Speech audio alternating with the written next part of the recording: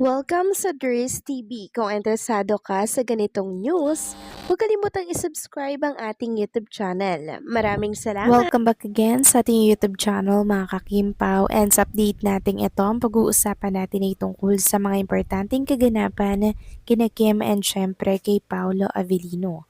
Pero bago po ang lahat, maraming salamat sa inyong patuloy na pagsuporta at pagsubaybay sa mga daily update natin. Kaya naman bilang pasalamat, narito po ang isang napili kong komento patungkol ito sa naging previous update. Mula ito kay Ginang Marlina Corda. Sabi niya, o diba mister, sino nagsabi na flop ang concert nila? Di pa nga naganap sasabihing flop. Dinudubog na nga sila wala pang event yan. Hay nako, dami talagang inggit sa dalawa. Sa bagay, kainggit-inggit naman talaga kaya naintindihin natin ang mga Vitor. Maraming salamat po sa komento, Ginang Merlin Acorda.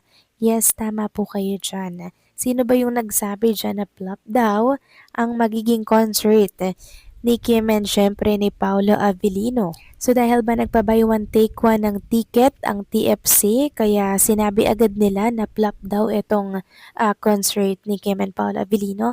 Well, tingnan natin bukas kung gaano po kadami ang mga pupunta sa show ni Kim and Paolo bago po nila i-judge kung flop.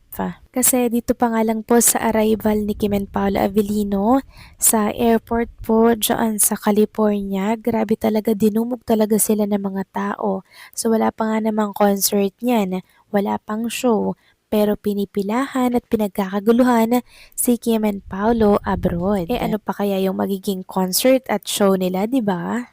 But anyway, deadma na lang natin ang mga bashers na yan dahil alam naman natin na sobrang daming magagandang bagay po ang nangyayari kay Kim and Paolo.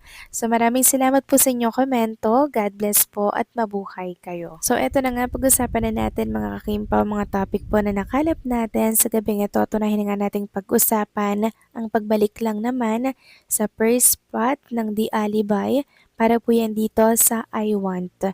So kagabi ata parang nasa top 2.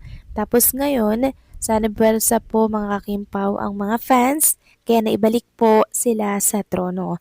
Sabi nga dito, keep streaming back and forth to number 1 fellow Kimpaw family, #Kimpaw. Samantalang next topic naman, pag-usapan naman natin mga kakimpaw tungkol doon sa picture na inilapag po ni Chinita Princess sa Discord. So 'di ba sinabi niya doon na delay daw po ang flight nila kahapon. So ito po palang totoong nangyari mga kakimpaw. Basahin natin ang isang article. Sabi dito, muntik nang hindi makarating sa takdang araw ng arrival sa US sina Kim Cho at Paolo Avellino para sa kanilang Kimpaw World Tour. Nagkaroon ng aberya sa sinasakyan ng dalawa habang nasa Manila pa. Ito ang kumalat na chika sa buong Kimpawlandia, hindi lang dito sa Pinas, kundi sa US, particular na sa mga nag-aabang sa pagdating ni Kimi at Pau. Ayon sa chikang nasagap namin, hindi nagawang lumipad sa takdang oras ang eroplanong sasakyan ni Kim at Paulo dahil nagkaroon ng problema dito. Umabot ng 2 oras ang pagkukumpuni sa eroplano bago ito nabigyan ng clearance para lumipad. Nag-alala ang mga fandom lalo't kinabukasan na ang show ng Kim Pao at kinakailangan muna nilang magpahinga. Delayed man ang pagdating ng Kim Pao sa US, ilang oras makalipas ang takdang arrival time, nakahinga naman ng maluwag ang kanilang mga solid. Todo effort ang Kimpawlandia sa paghihintay sa airport kahit natenga sila dito hanggang madaling araw. Napawi naman ang puyat inip ng mga fanay dahil nang salubungin nila sina Kim at Paulo, nagpaunlak naman ang dalawa ng photo op. Kalibat kanan ang mga regalong inabot ng Kim Paulandia sa dalawa, lalo na si Kim na may mga pabulaklak pa. May mga banners rin na nag-abang sa Kim Pao sa kanilang paglabas sa airport.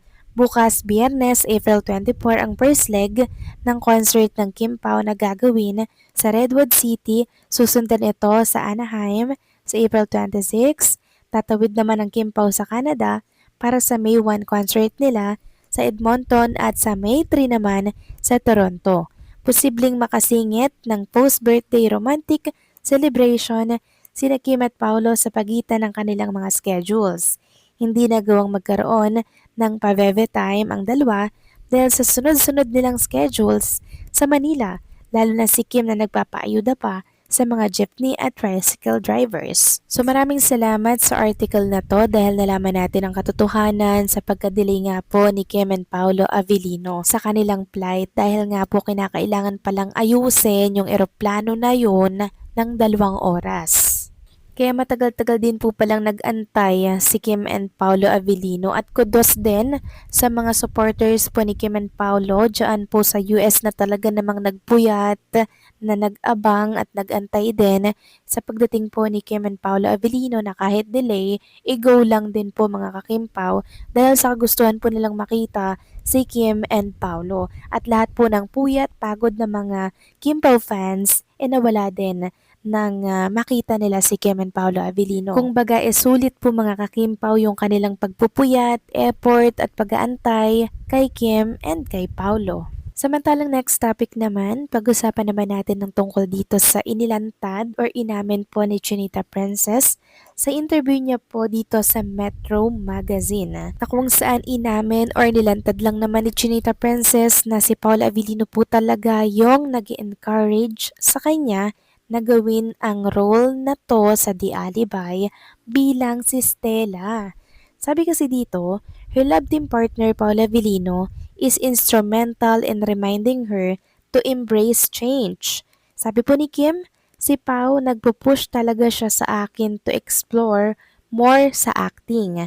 Kim said, if she says, hindi ko kaya yan, trust that he'll be there to tell her. Paano mo malalaman kung hindi mo kaya? Sabi ko, my gosh, I don't look or like myself. Sabi niya, ano ka ba? Siyempre role yan. Ikaw si Stella, hindi ka si Kim Chu. Kaya naiilang ka talaga sa itsura mo. And if you're tuned in to the Alibay, you'll see that Kim pulled off her role. And now, we know, Paolo pushed her to own her character. So si Paula Avellino pala mga kakimpaw talaga ang nag-push dito kay Chinita Princess na kayanin niya ang role na to. 'Di ba? Kasi kung si Paolo gusto po ng ibang makapartner, baka ibigay yan sa iba mga kakimpaw pero hindi eh.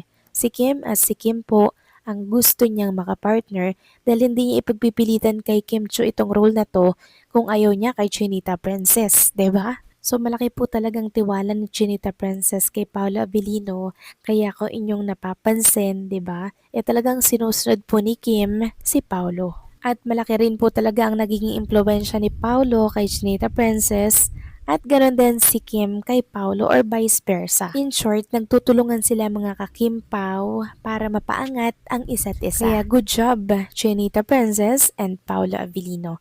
So paano mga kakimpaw, hanggang dito na lamang pong update natin. Maraming salamat sa patuloy na pagsuporta.